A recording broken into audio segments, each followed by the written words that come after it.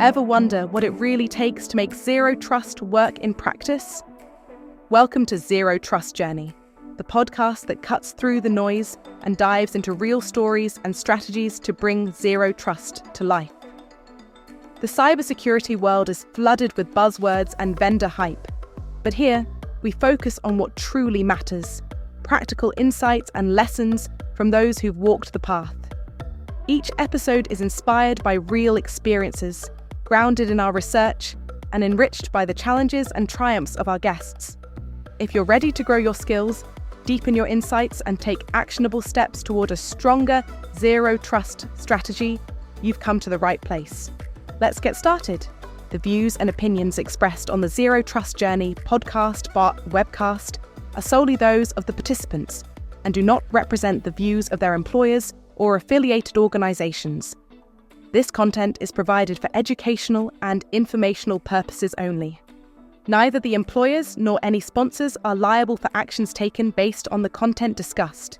Hello, everyone, and welcome to this episode of the Zero Trust Journey. I'm one of your hosts, Steve Turner, and I'm joined by my co-host, Zach Pugh. And today's episode, we have the honor of having Dr. Zero Trust, or Chase Cunningham, industry luminary and bringer of truth around zero trust. Welcome to the podcast, Chase. Yeah, thanks for having me on. When y'all saw y'all started this, I was like, that's pretty slick. I wonder if I'll get called to jump in. So I appreciate the outreach. Yeah, of course you'd get called, Chase. Of course. There's a lot smarter, better looking people. So I'm always okay with being in the list. Yeah, Chase, for our audience, and I'd be shocked if there's somebody who doesn't know you in this space at this point, but can you give them a little intro of who you are, your background, tell our audience, a little bit about you? Sure. So I'm retired Navy. I was a chief cryptologist. After I got medically retired, I went to work for the NSA as a civilian and ultimately for a while. Did a bunch of work there. I did some other work for some other government agencies. Then I went over to Forrester, where I met Steve. Was lucky enough to follow up with a lot of John Kindervog's work and do some zero trust publications there. And then since then, I've been a contractor flitting around and, doing what I can where I can to kind of spread the gospel of a security strategy that makes sense. And in the meantime, I managed to get a doctorate and write 7 or 8 books and 6 or 7 patents. Oh my gosh. Well, you clearly kept busy. That's probably the understatement. The worst thing is for me not to have something to do. I get really irritated. Yeah. So kind of starting off pretty basic, for you, when folks are pursuing, a zero trust journey, or pursuing, implementing ZT, what do you believe are the absolute foundational steps as people kind of navigate in that direction? I mean, for me, the first thing that anybody should do is it's one of two things. And I think one is if you haven't got a really good inventory of what's currently on the network and what it's doing, then I would say that that's pretty dang important. The other one I would say is if you're a little bit more bold and you're willing to actually take this from a perspective of, real defense and real operational side, run a full-on red team, and then they'll tell you what's on your network and where it's configured and where it's misconfigured. And then you can go fix those problems. And that's the difference. I don't mean a pen test. A pen test is fine, but I mean a legit, full-on red team and let it do its thing. And then you'll be in a way better position. When I work with orgs doing ZT, strategy consulting, if they're not willing to do a red team, I'm not willing to give them my time. Wow. So, I mean, personally, that's the first time I've heard somebody talk about red teaming as a way to kind of accelerate, your understanding of your environment. Can you tell us maybe some of your experience with folks who have taken your advice on pursuing that path and, what that's kind of revealed to them, on where they should prioritize things?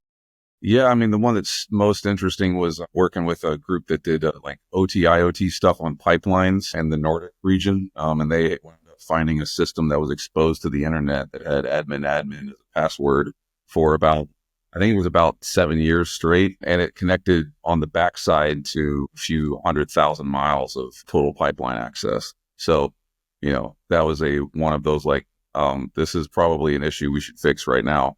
And the funny thing was, they had run scans and they had run inventories, they had whatever else. But day 1 or 7 of, letting the evildoers kind of pick around at things, they found it, sent it over. So, it's just a miracle that someone else hadn't used that for malicious purposes. That's a pretty insane example.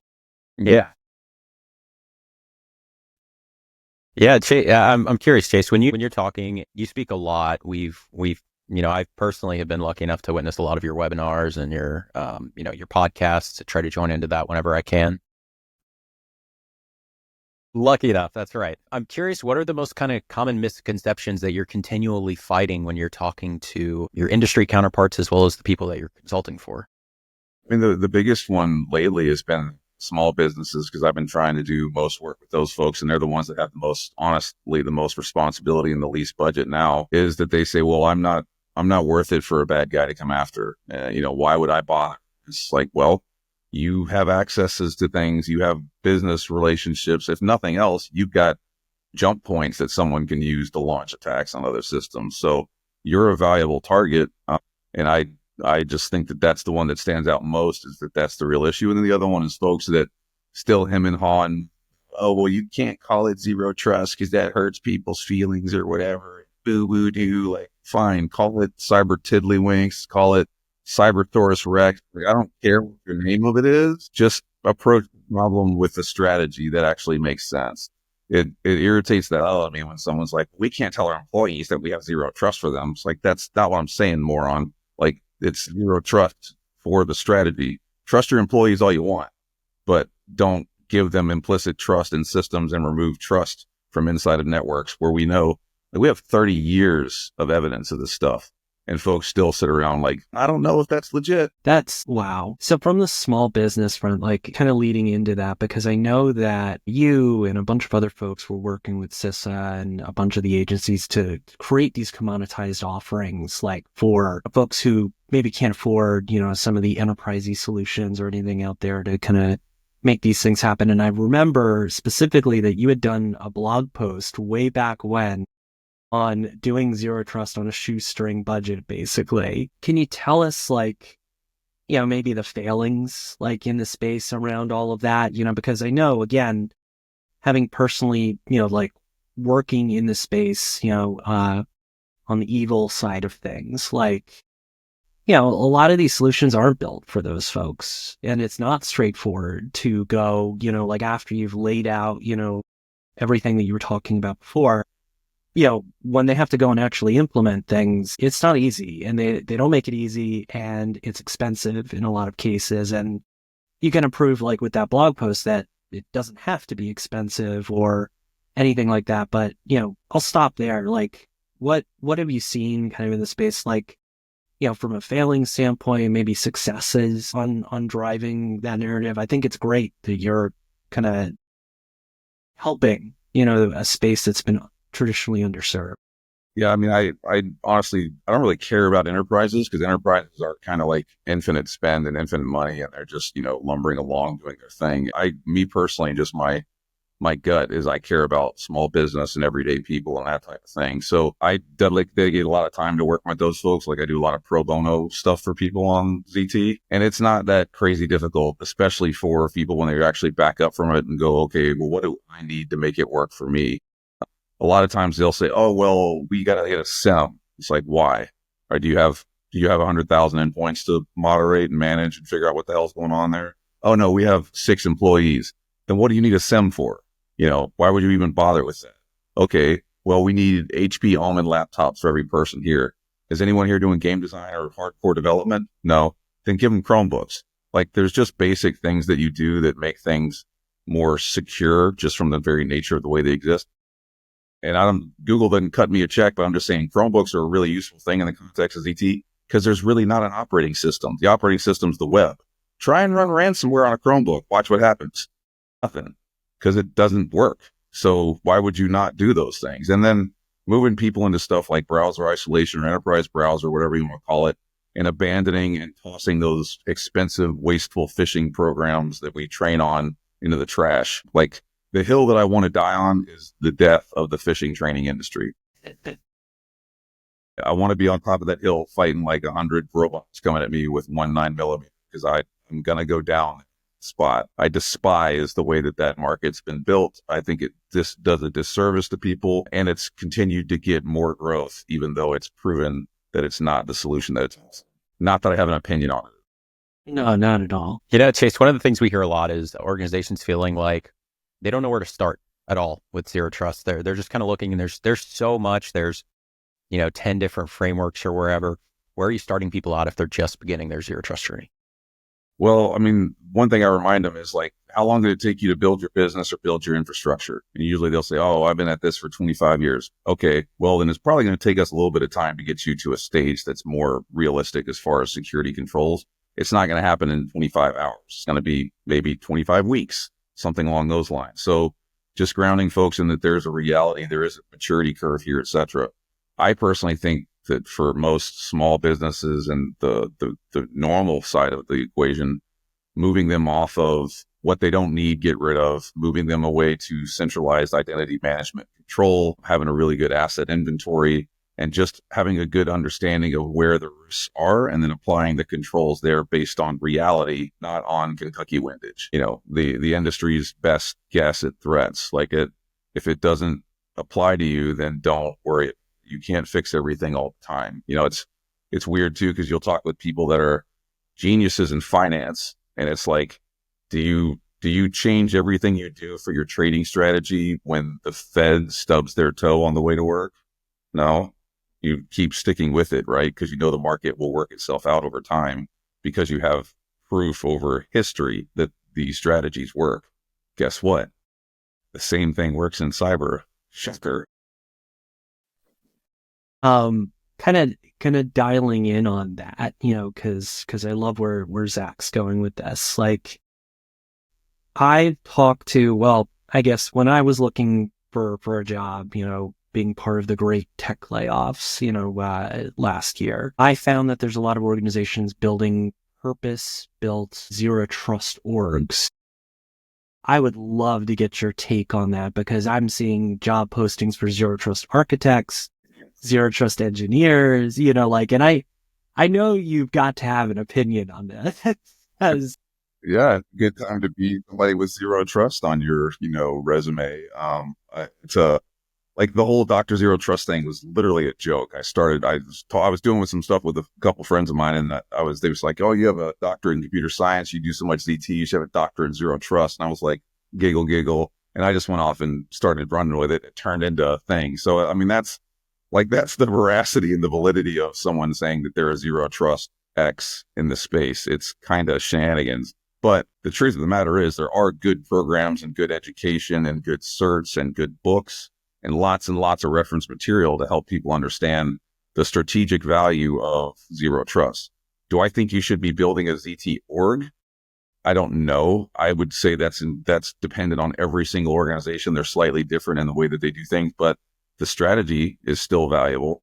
I would argue that most organizations would be better off bringing in an outside consultant or an outside third party to guide their zero trust plans and programs, because you never want your baby to be called ugly by the mother or father, right? You're going to want to hear from somebody else. And there's people out there that do know what they're doing and do have the experience that can come in and go, look, this is a waste of time. This is a bad effort. And if you're a small or mid-sized business, I've done the calls with people where I've punted a vendor because they didn't want to get rid of them. They had a working relationship or something like that. I'm like, well, their tech is trash. Do you want me to do it? Bringing in a third party can help with that. Diving a little bit into the vendor front, since we got there in conversation naturally, we're still seeing vendors out there that are claiming zero trust certified products. They're claiming that there's a silver bullet product they can implement. You still seeing that? I'm sure with your consulting efforts. Yeah, there's one that rhymes with B failer. Yeah, that does that a lot.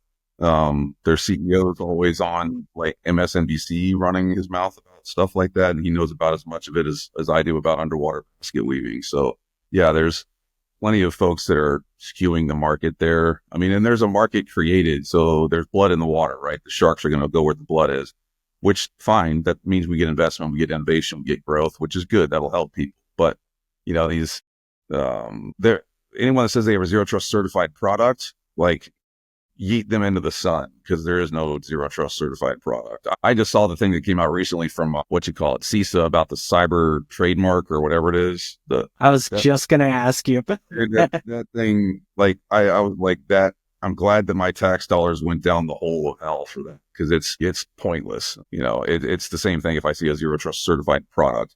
Zero trust certifications for people that have gone through the education and training and strategy and research and all those things. Sure. Great. I mean, I have one, but I wrote most of it. So whatever. So it's, the products though. I mean, ZT certified products from what governing body? Like, huh? I would love kind of going down that hole, right? There's two questions that I had for you. Was one, I see a lot of vendors still doing this because like you said, I don't know if we've reached the top of hype around ZT quite yet, but I see a lot of vendors introducing all the buzzword bingo and acronyms about slamming ZT right in front of their product name and creating a new product space to fit into the domains around that. Wanted to get your take on that. And then following up with that, I've seen a lot of the material or a lot of the stuff that you've been speaking about as of recent is talking about how microsegmentation isn't as hard as people think it is. And I would love to hear your take on that because I know certainly I've been guilty of preaching that that's a really tough project in itself. And, it sounds like you've done some recent research or some recent projects that have kind of proven the other way. Yeah. So, I mean, look at where the AI hype is right now. By the way, that's AI. So quit saying that. I tell people every time you say something to AI, a puppy dies. And I mean, maybe they'll stop saying it, but it's not AI. It's machine learning. It's large language modeling. It's compute and process and mathematics and algorithms and whatever.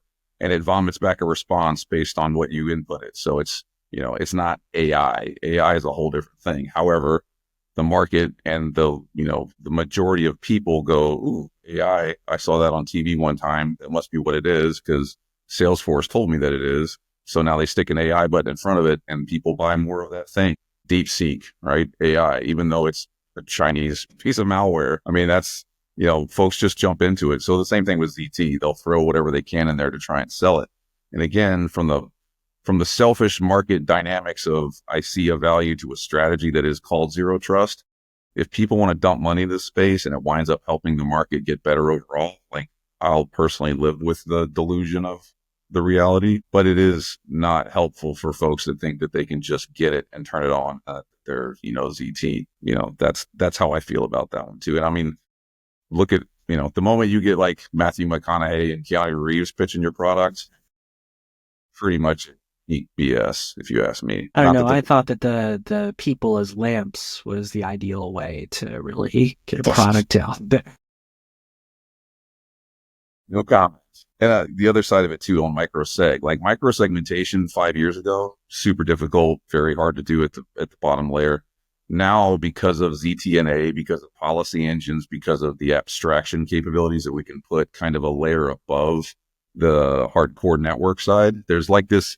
And I don't know that it's been defined by OSI or anybody, but if you look at the market, there really is kind of this technology innovation that's happening in the OSI stack between the network layer and some of the other pieces. And that's really becoming a functional capability. That's where microsegmentation comes in. And I think to your point, Steve, it's micro because you go down as far as you can feel comfortable with the level of control and restriction you're putting on a system. It's not micro if you're just going to go in there and say, I'm going to segment the ever living hell out of everything on my network and hope that it works out because something's going to go wrong. And the first thing that happens when something goes wrong in security is that control goes away. No, absolutely. Yeah, I think with the micro-segmentation mania and everything else that we're seeing, it boils back down to that aim small, miss small kind of principle of you got to start somewhere, approach it the right way and in a way that makes sense for your business. Well, my big counter to the original model, and John Kinderbach and I go round and round on this. I love him like a brother. I respect him so much, but I think the thing that he and I differ on is his original impetus was data first and secure data, and then work your way outwards. For me, if you think about the modern business, define data for me. Data is so different and ethereal and whatever else. If us three work together and Zach, you come up with a blog and Steve, you come up with a video and I come up with a piece of code, Did we just create 3 different pieces of valuable data, or is it intellectual property? Oh, and then you change it. Well, where did it go and where does it live? And then we transition it back and forth in Slack and put it in G Drive. So defining where data is and being able to localize, encrypt, and basically secure it, I think is a fool's errand for most organizations to begin with. So for me, the model of ZT flips more towards the operational side of combating the adversary where I know they're coming, and that I can actually gain ground provably. Like I could spend 5 years doing data security and never be able to prove I actually made much difference. And that's never a conversation you want to have with leadership when they say, well, cool, show us the return on investment. You go, there's not. That's, yeah, I love the call out around that. So kind of like dovetailing from there, I love that you're talking about kind of the things that bring, and buzzword bingo, like the return on investment, right? Like if people don't see that as they're pursuing these types of things, there's controls that go away, there's budgets that go away. In your opinion, like where have you seen organizations get the most bang for their buck around all of this? I know you talked about identity centralization. I know that's a very common area.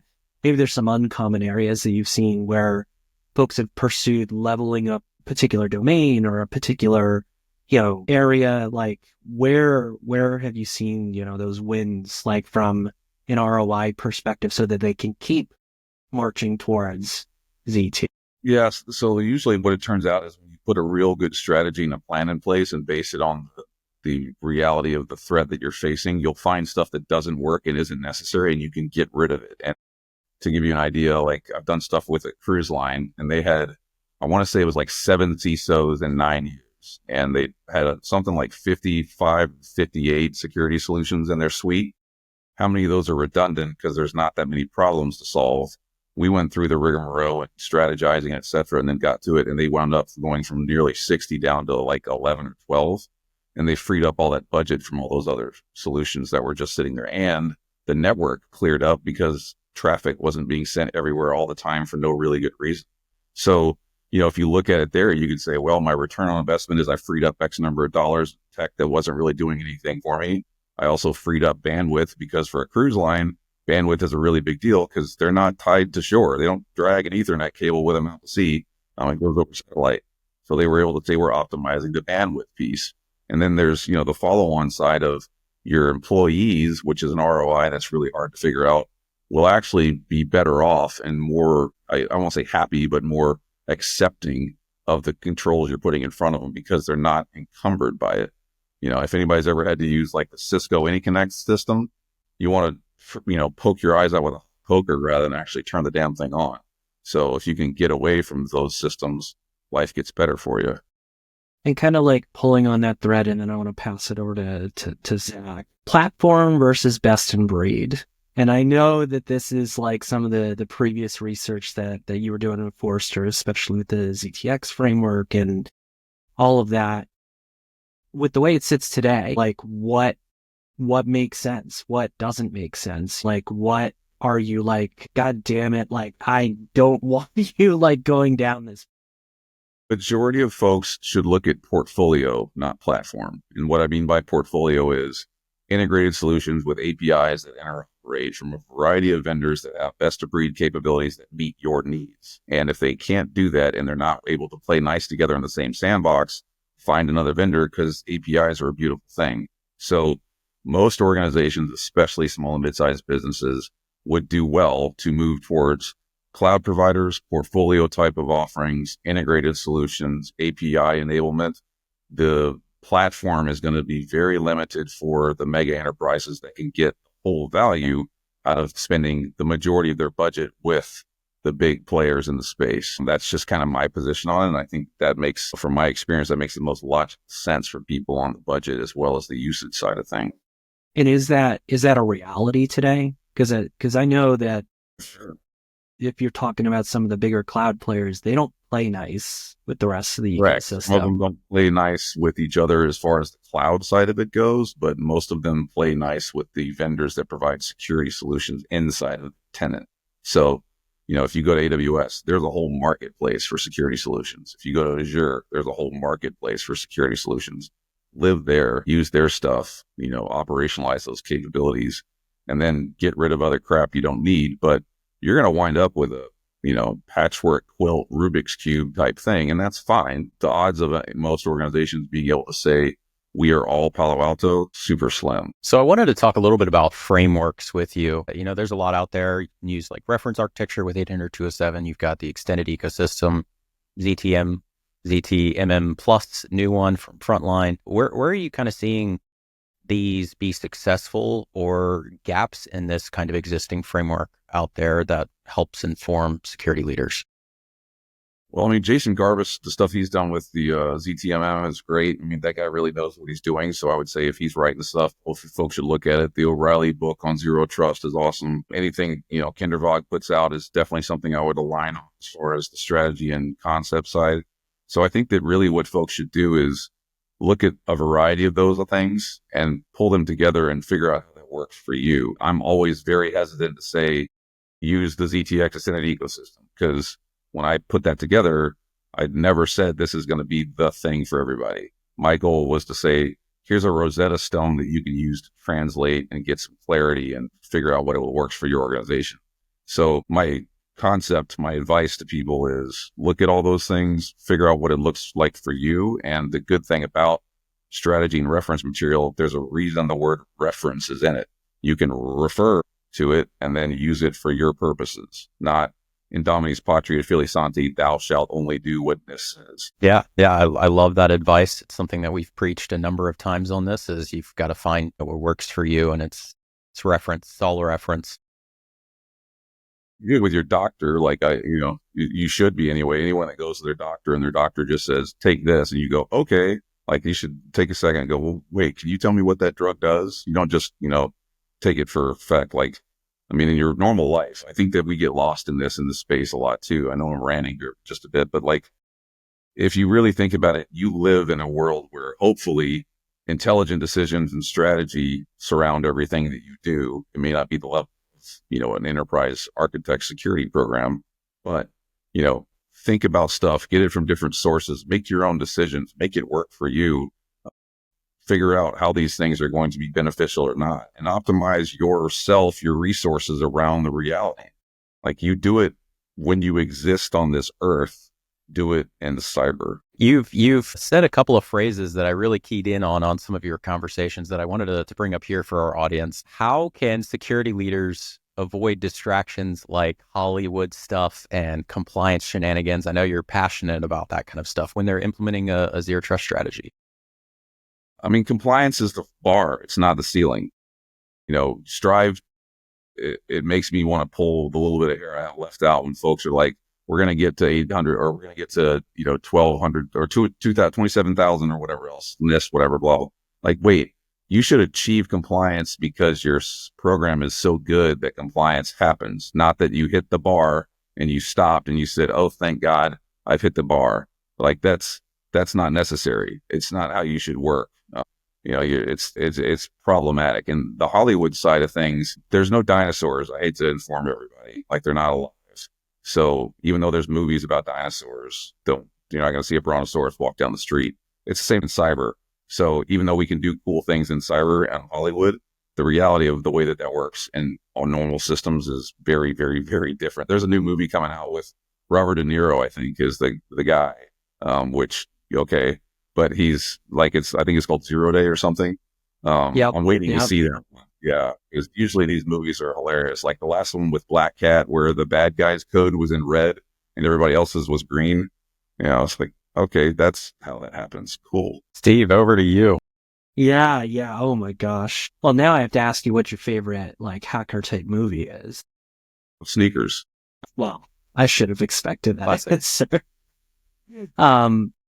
So I want to go back to the beginning around something that you mentioned around red teaming, to kind of get that kind of quick assessment of your environment. I'd love to know if you've done any research or kind of seen anything from applying the attacker mindset to scoping out the way that, your strategy around implementing zero trust or just implementing cybersecurity in general. And if you could share with our audience anything around that. Well, let me give you I always talk about reality. Let me give you a really good example of what the value a red team can provide. So I've always been big into combat sports, right? So I've been working in Krav and a bunch of other stuff, whatever. There's always those people that I call them dojo black belts, where they got their black belt in the dojo, but they've never been in an actual fight, right? They're like badass when they're on the mat and they've got their gi on and their whatever else. I knew a dude that was like a fourth level Dan. I think it was in one of the forms, whatever else. So he was like Steven Seagal plus Bruce Lee when he was on them. Fast forward, he went out to a bar and ran his mouth at the wrong redneck and got his ass whipped. And the reason he got his ass whipped was the dude picked up a chair and hit him with it when he wasn't looking. It was like, that's what happens in the real world, bro. Like, your belt didn't help stop that thing from caving your skull in. So that's what people should think about when they're thinking about red teaming is the bad guys don't play by the rules. They don't care how good you are inside of your compliance dojo. They don't care how many little white things you have on your black belt. When it comes down to it, if you're in a street fight and somebody's, running their mouth, they might pick up a brick and throw it at you. So be ready for it. That's the difference between reality and being prepared in a space where everything is controlled. That's not the wild, wild west of the end. How do you land that message with like organizations when you talk to them? Because I know, again, being on the evil side of things, even just like level setting when I talk to people, they just don't, I feel like the message doesn't land. Like they're just like, well, we've always done it this way. We've always bought solutions this way. It's like, I still reference the NotPetya attacks, and they did that too. And look at how that panned out for them. I feel like, to your point, everybody's memory is very short, around these types of things. I know that I'm certainly guilty of it, but how do you land that message? When you talk to folks, do you bring up a variety of different attacks that have happened in the past? Do you bring up your experience, in the military? I make a bet with them. If they're willing to do red team stuff, I'm all right, cool. So here's the parameters. Here's what we're doing. If we don't do anything and don't find anything or whatever else, a quarter of the value of whatever contract we have is up for grabs. I'll give you that ROI. Wow. They're like, oh, cool. So you mean you'll refund us whatever if you don't find anything on our compliant network? Mm-hmm. I'm glad to give it back to you. I don't want anything else. I don't want any bonuses or whatever else. But if you're going to run it, put your money where your mouth is and let's see what's up. And then we'll get back to you. And so far, Chase has never had to pay back on it. I love that. I love that approach. I think that's great. Zach, I want to pass it back to you. Yeah. So we are kind of approaching the end of our conversation. So I wanted to ground this. How do you define zero trust people? Don't trust nothing. That's you would think it's simple, but we have a lot of conversations and it seems like nobody can agree on that.